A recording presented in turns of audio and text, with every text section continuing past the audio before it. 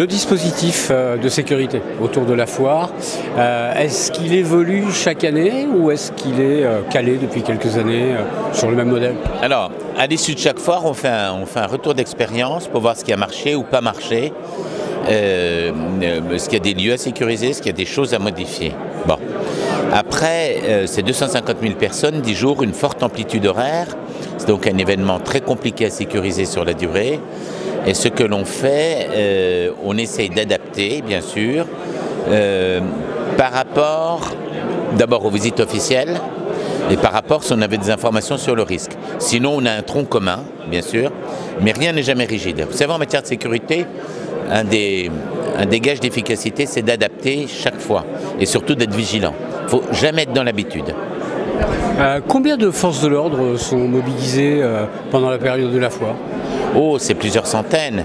Alors ça dépend du nombre de forces de mobile que l'on a, mais sinon pour le reste, on a entre 100 et 150, dont les militaires de sentinelle, et on peut avoir des forces mobiles, voilà, donc ça varie, mais c'est important, c'est très important, bien sûr.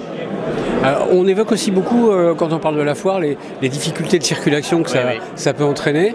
Est-ce que ça évolue aussi chaque année en fonction de différents facteurs? La foire s'attache à trouver des nouveaux espaces de parcs de stationnement, mais nos concitoyens aiment bien la voiture et puis ils hésitent à utiliser les transports en commun.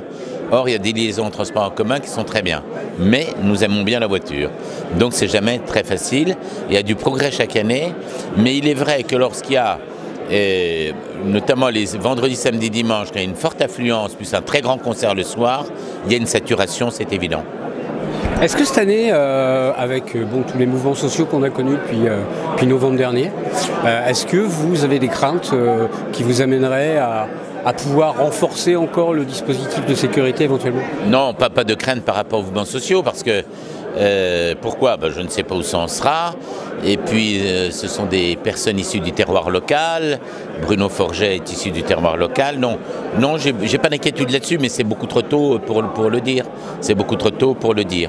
En tout cas, non, vous voyez, ça a l'air de baisser un petit peu en pression tout de même.